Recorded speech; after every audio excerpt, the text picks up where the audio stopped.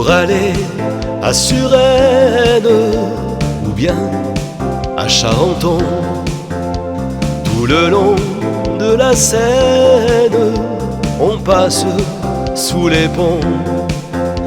Pendant le jour, suivant son cours, tout Paris en bateau défile. Le cœur plein d'entrain, ça va, ça vient, mais le soir, lorsque tout dort tranquille, sous les ponts de Paris, lorsque descend la nuit, toutes sortes de gueux se faufilent en cachette et sont heureux de trouver une couchette. Hôtel du courant d'air, où l'on ne paie pas cher. Le parfum et l'eau, c'est pour rien, mon marquis, sous les ponts de Paris. À la sortie de l'usine, Julot rencontre Mini. Ça va-t-il, la rouquine? C'est ta fête aujourd'hui. Prends ce bouquet, quelques brins de muguet, c'est peu, mais c'est toute ma fortune. Viens avec moi, je connais l'endroit où l'on ne craint même pas le clair de lune. Sous les ponts de Paris, lorsque descend la nuit, comme il n'a pas de quoi se payer une chambrette, un couple heureux vient s'aimer en cachette, et les yeux dans les yeux, faisant des rêves bleus.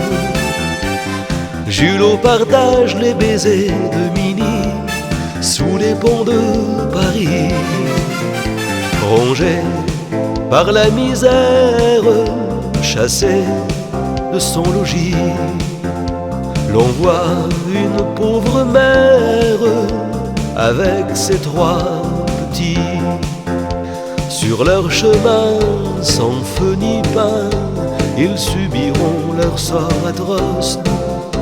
Bientôt la nuit, la maman dit enfin, ils vont dormir mes gosses. Sous les ponts de Paris, une mère et ses petits viennent dormir là, tout près de la Seine. Dans leur sommeil, ils oublieront leur peine. Si l'on aidait un peu tous les vrais miséreux, plus de suicides ni de crimes dans la nuit, sous les ponts de Paris.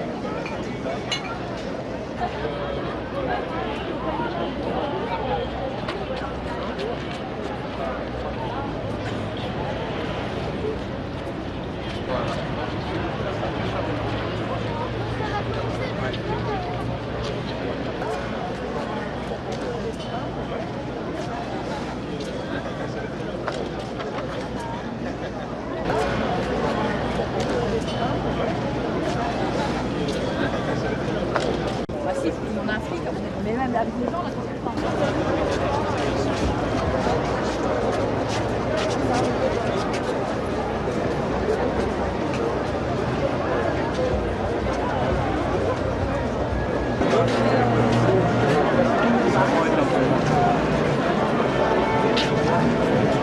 die stehen da alle.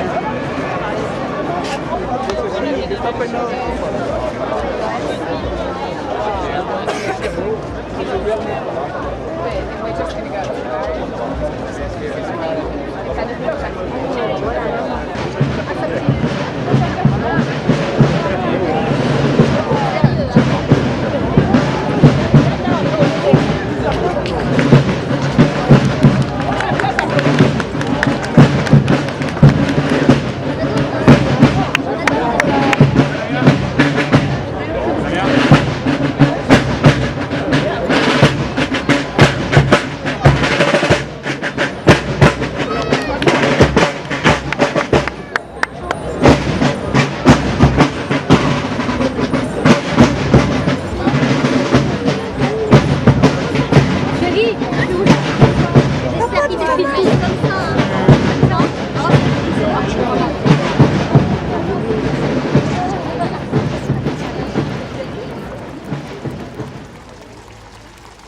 le général Jean-Louis Georgelin porte du gouvernement. C'est l'homme qui est à la manœuvre pour les opérations, qui se trouve aux côtés du général Georgelin sur les Champs-Élysées. Et on apercevait au loin les Indiens, les trois blocs qui se mettent en place. Et comme vous l'avez dit tout à l'heure, tout ça est vraiment Drastique en Inde prévaut aussi au sein de l'armée, c'est-à-dire que certains ne se parlent pas entre eux sans passer par des intermédiaires. Oui, c'est ce qu'il semble, mais en même temps, effectivement, là dans les unités qui vont défiler, on va voir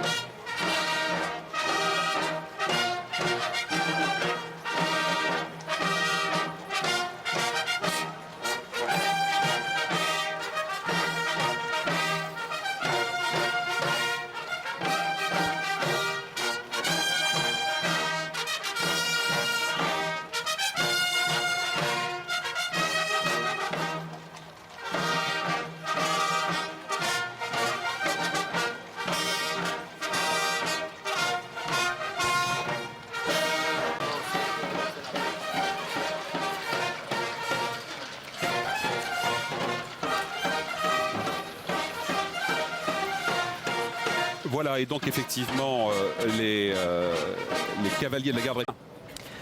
Et voilà, c'est parti pour les fumigènes bleu, blanc, rouge de la patrouille de France en formation de flèche. La patrouille de France basée à Salon de Provence effectue la mission de représentation de l'armée de l'air et plus généralement des armées en général. C'est un des symboles les plus forts de notre armée. Elle est actuellement l'idée qui est la première femme pilote à la patrouille de France et qui devrait être à sa place, exactement à la place de leader l'année prochaine.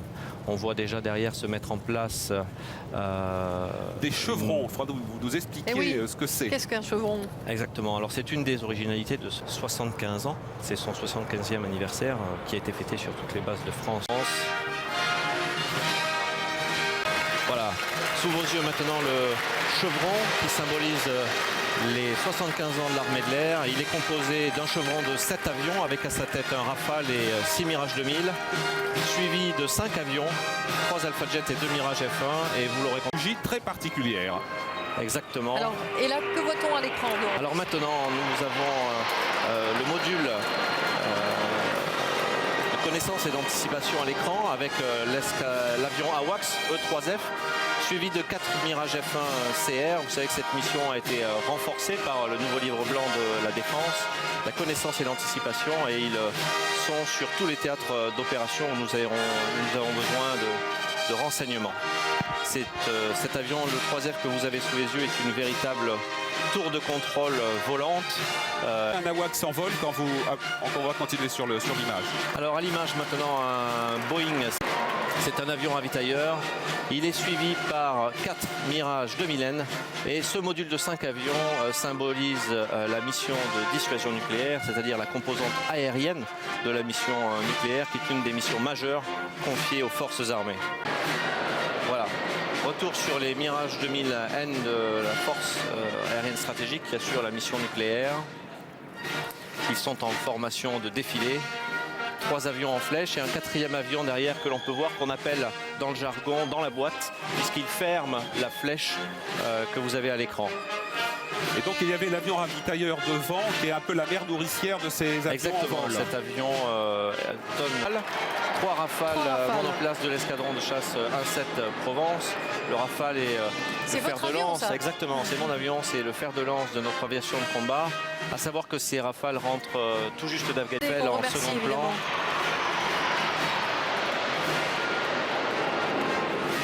Retour sur des Mirage 2000. 4 Mirage 2000. En formation losange. Il s'agit cette fois des Mirage 2000D, présents également en permanence en Afghanistan depuis 2005. Et donc les 3 Rafales et les 4 2000D que vous avez à l'écran symbolisent le volet intervention et la capacité d'intervention des forces aériennes et des forces armées plus généralement. Les Mirage 2000D de cette année. Voilà maintenant sous vos yeux une formation de 5 Alpha Jet. C'est l'école européenne de formation des pilotes de chasse. 3 Alpha Jet de l'école d'aviation de chasse à Tours et 2 Alpha Jet belges sur les côtés.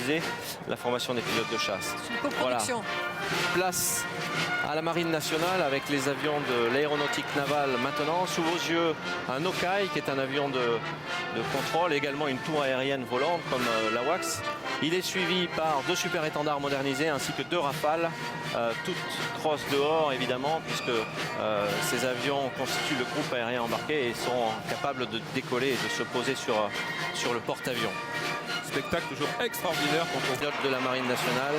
Alors que sous vos yeux maintenant un Atlantique 2, qui est un avion de patrouille maritime à long rayon d'action, dont la mission principale est avant tout d'accompagner les forces océaniques stratégiques. Et il est suivi par le Falcon 50 qui lui est dévolu aux missions de service public. Retour aux avions de l'armée de l'air. Sous vos yeux, 3 C-160 Transal, suivi des avions écoles Xingu d'abord. Ces avions Transal assurent les missions de logistique et permettent aux forces de se projeter en opération. C'est le volet projection de force. Ci-dessous un déposé tactique incroyable sur des pistes parfois voilà, ils sont capables de faire des posés d'assaut. Sous vos yeux, l'école de pilotage de l'école de l'aviation de transport maintenant avec 5 Xingu en formation. Cette école forme les élèves pilotes de transport en leur délivrant à la fin de leur formation le brevet de pilote de transport le Grob 120 qui est un nouvel avion et d'Epsilon. Voilà, et là déjà l'armée indienne qui s'est mise en route. Et vous voyez avec ce cadencement extraordinaire du bras, un alignement impeccable. Merci, commandant Lyoté, infiniment de nous avoir aidés. Et non pas devant. Et non pas devant. Et là, on vient de voir un gros plan. C'est intéressant de le repréciser. Le pas n'est pas du tout le même que celui des militaires français. C'est-à-dire ils font claquer d'abord le talon. D'ailleurs, ils ont... Et effectivement, ils ont dû ferrer leurs souliers pour pouvoir... je dirais bien défiler sur les Champs-Élysées. Et donc vous retrouvez énormément de symbolique de l'armée britannique. Les décorations sont typiquement du type britannique. Et là, donc, c'est un détachement de la marine en tenue blanche. Et vous voyez pour l'officier de tête ce port du sabre typiquement britannique. Et je peux vous assurer que c'est extrêmement fatigant de défiler. Là, à l'arrivée devant la tribune, le salut. Et il va incliner l'armée de l'air à l'image. Et encore une fois, vraiment avec ce balancement très très marqué et ce claquage du sol par le talon. Aux répétitions, encore une fois, on entendait vraiment fortement ça. Et les ordres qui sont criés de façon britannique, le salut impeccable, tout ça étant parfaitement synchrone et que chacun soit parfaitement aligné parce que le rythme est donné par la fanfare, par le pas au sol et une école qui s'est fortement modernisée, qui a beaucoup bougé ces dernières années. Tout d'abord, Marie, la présidente de femmes s'oriente plus, les jeunes femmes s'orientent plus vers les sciences dures. C'est aussi une école internationale avec 20% d'élèves étrangers par promotion et beaucoup de polytechniciens qui partent à l'étranger pour faire leur cursus. Alors ils défilent en noir en uniforme, ils suivent les cours en civil. Hein. Oui, tout à fait. Ouais. Et enfin, il faut rappeler que Polytechnique est au cœur de la cité scientifique de demain, sur le plateau de Saclay. 1945, hein, juste après-guerre, le colonel Gilles Sorba est directeur de l'enseignement. C'est lui qui défile en tête, suivi bien sûr du drapeau et de sa garde, du commandant du 2e groupement, des adjoints, les 4 commandants, etc. C'était une école qui forme les officiers de gendarmerie nationale ainsi que des officiers étrangers. De tradition qu'on appelle de Taconnay. De Taconnay qui est hérité du Second Empire et de la 3e République. On aura noté donc que cette jeune femme aussi est en vert. Et déjà Saint-Cyr, ouvert sur l'international sportif Le colonel de Norbecourt qui est en tête a un passé opérationnel lui aussi extrêmement impressionnant. Un mot sur le casoar, donc le plumet rouge et blanc. En fait, ça a été instauré sous l'école militaire. L'école militaire interarmes et l'école militaire du corps technique et administratif. Alors, Officier qui accède à l'épaulette d'officier. Donc dans l'Alénia, on a dit qu'il y a le fils du général Caille qui défilait en tête. Il y a également un autre officier, Guillaume Abadi, dont le père est contre-amiral. Donc vous avez des traditions familiales militaires, mais interarmées. il y a aussi des fils et des filles d'eux dans l'armée. Voilà, tout à fait. Pas seulement. Heureusement, c'est ouvert aussi sur des familles qui n'ont pas de tradition militaire, et c'est une très bonne chose, mais vous avez aussi dans certaines familles une tradition militaire forte. Alors ils sont plus âgés que leurs camarades de Saint-Cyr, puisqu'en fait ils ont été sous-officiers auparavant. Ils sont souvent plus décorés. Vous voyez sur leur poitrine un certain nombre de sols par la suite. Ils portent sur la casquette le caducée des médecins, caducée que l'on retrouve sur l'épée pour Lyon, tandis que Bordeaux porte encore l'encre. Les gendarmes à présent, école de gendarmerie de Tulle qui forme des élèves gendarmes adjoints volontaires qui sont, eux, se destinent à occuper un emploi, alors soit en unité opérationnelle, soit un emploi particulier à caractère technique ou administratif. C'est le colonel Jean-Marie Grimal, commandant de l'école qui défile en tête de ses effectifs, 133 effectifs. Alors eux, on les reconnaît, Pierre, notamment à leur bandeau bleu sur le quai. À l'écran qui défile derrière lui. Les sous-officiers, on retrouve l'ascenseur social. Les meilleurs soldats, ce qu'on appelle les EVAT, les meilleurs soldats peuvent accéder donc à l'école de sous-officiers. Et puis sinon, il y a un recrutement extérieur au niveau bac, bac plus 1. Cette école forme également les sous-officiers de la réserve opérationnelle. Il faut savoir qu'il y a aujourd'hui dans l'armée plus de 60 000 réservistes républicaines notamment, est la seule force armée qui puisse pénétrer à l'Assemblée nationale et au Sénat, toujours pour les services d'honneur. Ils rendent les honneurs, mais ils ne font pas que cela. Non, et vous me dites si je me trompe, je crois que c'est le seul corps qui nécessite une taille minimum pour la prestance, c'est-à-dire entre 1m75 et 1m85. Tout à fait. Alors je ne sais pas s'ils font, comme faisaient parfois les grognards de la garde impériale, mettre...